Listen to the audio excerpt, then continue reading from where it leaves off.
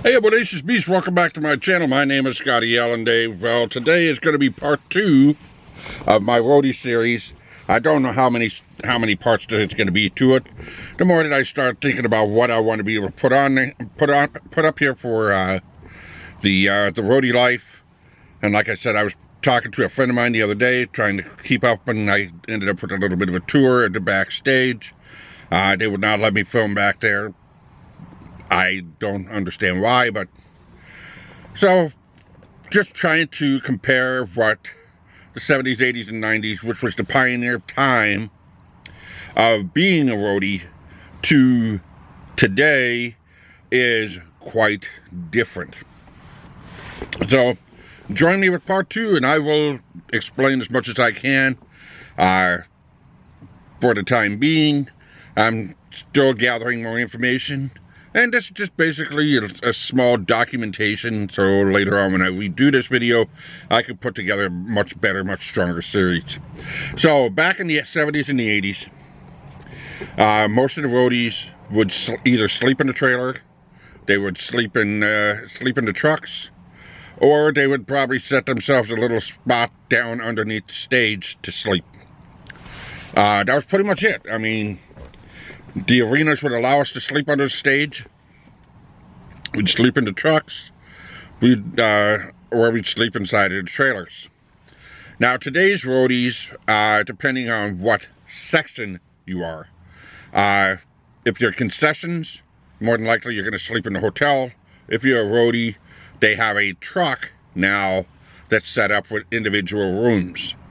These rooms are about 6 feet wide all the way across, so they're about 6 by 8. So you have a 6 by 8 windowless closet that you sleep and you keep your gear in. Now, that's really not that bad. I mean, I've got to experience that when I was working for the circus, but only we had a bunk with a curtain. That was our sleeping quarters. That was horrible. You had a tiny little locker, you had 2 drawers underneath, and you had a shelf, and people constantly stole from you. That was when I was working for the circus. It was terrible. It was absolutely terrible. You really had no place where you could be able to set up a crock pot, no place where you could be able to set up something to cook, and it kind of made you reliant on the dining cars. So that's probably an upgrade from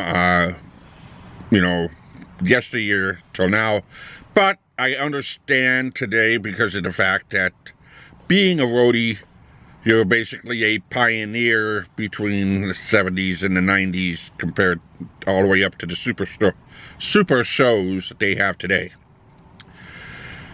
So, I mean, basically when you were a roadie, you really didn't have any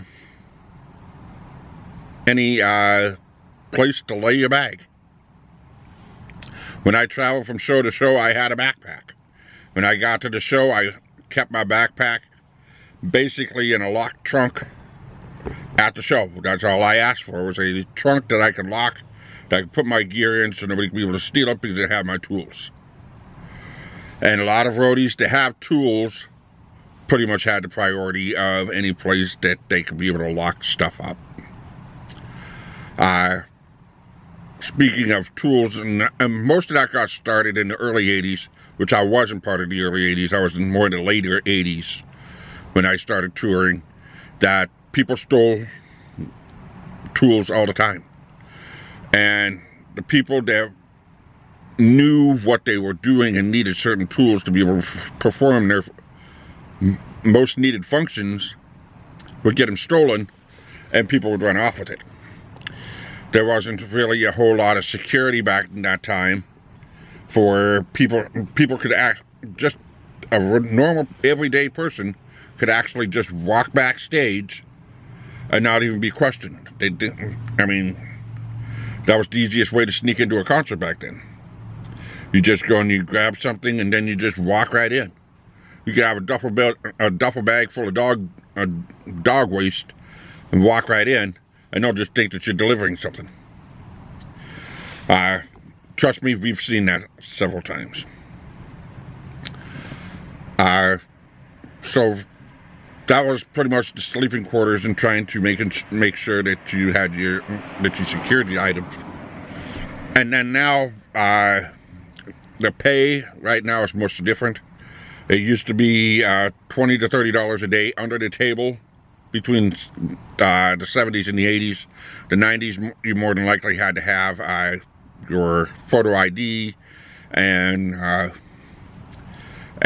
fill out your documents for taxes, and that's actually when people started getting paychecks. It was about the mid-90s. Dailies, the stage boss would come up and he was your paymaster. You'd get your cash and you'd go. I got most of my shows paid under the table. Once when we went overseas, it was pretty much the same thing. We just constantly receive just cash, and that's it. Our food, depending on who you toured with, there would be bands that would buy food for the entire crew. But when you're on the road, you're on your own. Even today, they do the same thing. Depending on who you're touring with, they'll cater the whole food. Some people just hire a trailer, buy a trailer and hire a cook, and the cook will cook you whatever you want on the menu. You have one meal a day. You pick what you want on your menu, and you eat. So today's is much more generous than it was back then. And I wouldn't mind to go back and experience the life of the roadie today, but the thing is I'm so out of practice. I've got a lot of work to do to be able to get my upper body strength back to where I can be able to climb the ropes to get back into the rafters. There's a lot of people that are using lifts, scissor lifts. A lot of people are using mechanical hoists. So a lot of the muscle work that we had back in the 80s has been replaced by machinery. So it makes the job a little bit easier, but we are dealing with a lot more computerized components. We're dealing with software. We're dealing with, you really have to have a background in order to be able to work the shows today.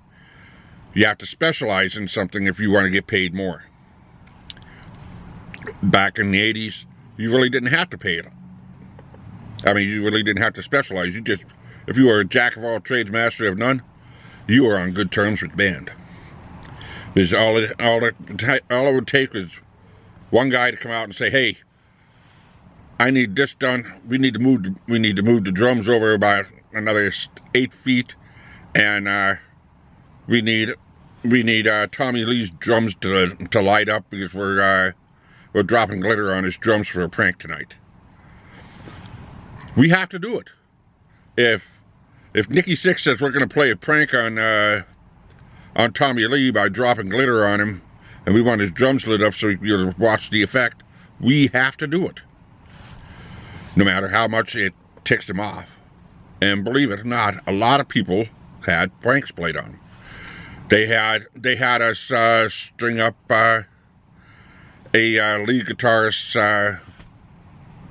guitar with fishing line. And he went to go and pick it up, and he got ready to go and play it. And he looks at the band, and he looks back at whoever's handling the guitars and pointing at it, and then the band reveals the prank. Because technically, nobody's supposed to be touching anybody's guitars.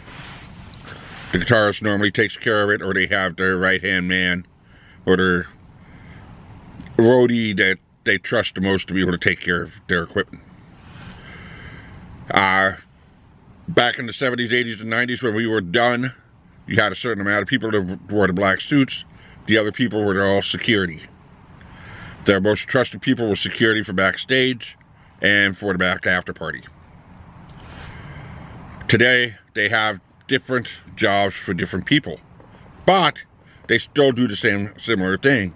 If you're security, you still help with the teardown. If you're concessions, you tear down your concession, you can make extra money helping with the tear down. So that's pretty much the comparisons right now between the 80s and today with setting up and tearing down stages.